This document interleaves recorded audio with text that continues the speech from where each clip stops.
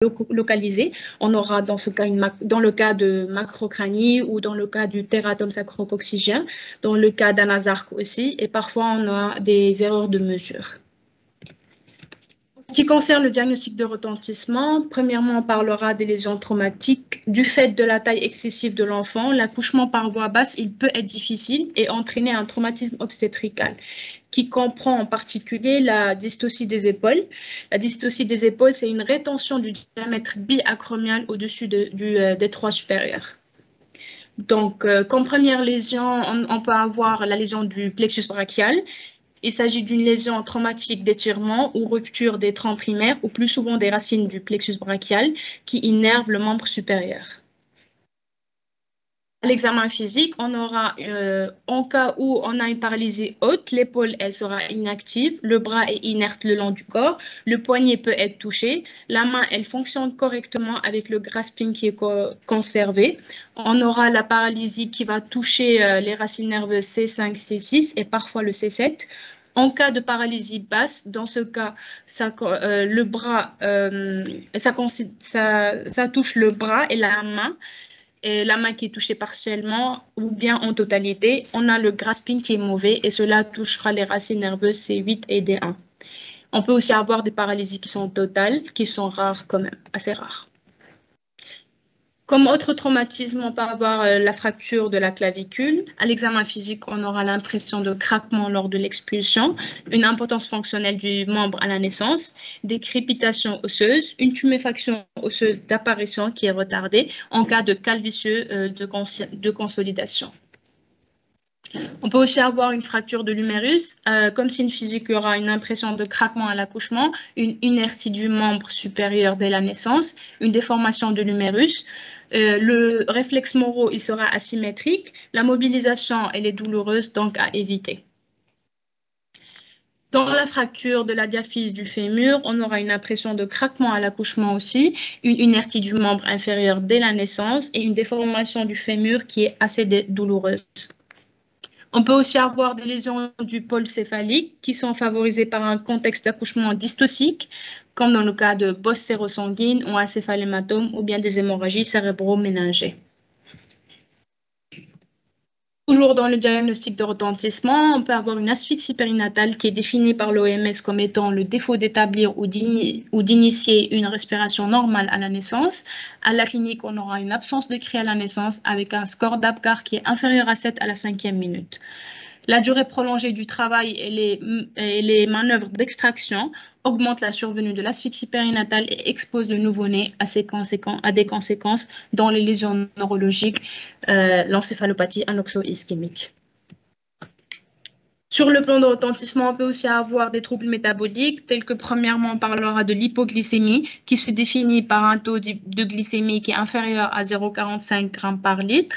Les valeurs les plus basses sont obtenues 1 à 2 heures après la naissance et les plus fréquentes chez les nouveau-nés de mère diabétique qui manifestent une hypoglycémie dans les 6 premières heures de vie. Comme signe physique, l'hypoglycémie elle survient, comme on l'a dit, dans les 24 à 72 heures de vie. Elle peut être asymptomatique ou encore ça peut se manifester par différents signes tels que les apnées, une détresse respiratoire, une cyanose, une hypotonie, une irritabilité, des trémulations, le cri faible, des mouvements convulsifs, une apathie ou bien des difficultés alimentaires. Comme autre trouble métabolique, on a l'hypocalcémie qui se définit par un taux de calcium total dans le sang qui est inférieur à 85 mg par litre, qui est observé dans 20 à 50% des cas de nouveau-nés de mère diabétique, le plus souvent entre H24 et H72. Le dépistage doit être systématique normalement à J2 ou à J3 de vie. La prévention, elle repose sur l'administration de vitamine D dès le premier jour de vie. Elle est rapportée au sevrage brutal en calcium des nouveau-nés avec un poids de naissance élevé. Ce taux doit être interprété en fonction de ceux de phosphore, de magnésium et d'albumine. Une hypocalcémie rebelle impose un dosage de magnésium. Comme signe physique, c'est précoce, elle est la plupart du temps asymptomatique. Comme signe spécifique, c'est des signes qui sont neuromusculaires, tels que l'hyperexcitabilité, l'hypertonie, des trémulations ou des convulsions. On peut aussi avoir des signes qui sont aspécifiques, tels que des accès de cyanose, une apnée, une tachycardie ou des vomissements. Comme autre complication, on a les complications respiratoires telles que la tachypnée transitoire. La tachypnée transitoire connue comme un retard de résorption du liquide pulmonaire qui survient généralement par suite d'un accouchement par césarienne chez un nouveau-né qui est à terme évoluant favorablement au bout de 24 à 48 heures. Comme signe, on peut avoir une tachypnée, donc une polypnée supérieure à 60 cycles par minute et des signes d'encombrement bronchique aussi. Comme autre complication respiratoire, on a la maladie des membranes hyalines qui est liée à un déficit quantitatif et ou qualitatif en surfactant pulmonaire dont le rôle principal est d'éviter le collapsus alvéolaire en fin d'expiration. Elle affecte les nouveau-nés de mère diabétique ou les nouveau-nés prématurés. Donc, la maladie des membranes hyalines semble être secondaire pour ces macrosomes à un retard de maturation du surfactant. Le mécanisme incriminé ici est en rapport avec l'hypoglycémie et un effet antagoniste de l'insuline. Comme signe clinique, on a une détresse respiratoire qui est précoce et qui est d'intensité progressive, qui s'intensifie avec le temps, avec une tachypnée, avec une fréquence respiratoire supérieure à 60 cycles, une cyanose et des signes francs de rétraction. Donc, on peut aussi avoir un retentissement sur le plan hématologique par une polyglobulie et un hyperbilirubinémie qui sont classiquement décrites chez les nouveau-nés de mère diabétique. Cette polyglobulie est ici la conséquence de l'hyperinsulinisme à l'origine d'une hématopéèse excessive.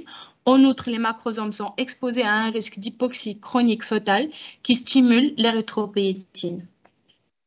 Sur le plan cardiovasculaire, on peut avoir une cardiomyopathie hypertrophique qui concerne spécifiquement les nouveau-nés de mère diabétique.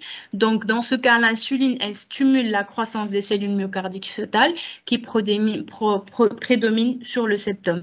Donc, c'est l'insuline qui stimule la croissance de ces cellules avec une augmentation des dépôts de glycogène et de graisse dans les cardiomyocytes. Donc, dans ce cas, la cardiomyopathie hypertrophique, elle est responsable d'une dysfonction ventriculaire gauche par obstacle éjectionnel. Et dans ce cas, on parlera de cardiomyopathie hypertrophique obstructive. On a aussi les malformations cardiaques, telles que les cardiopathies congénitales qui sont non spécifiques, mais elles sont fréquentes, surtout chez le nouveau-né de mère diabétique. Donc, les malformations cardiaques les plus retrouvées sont la sténose aortique, la transposition des gros faisceaux, la communication interventriculaire et la coarctation de l'aorte.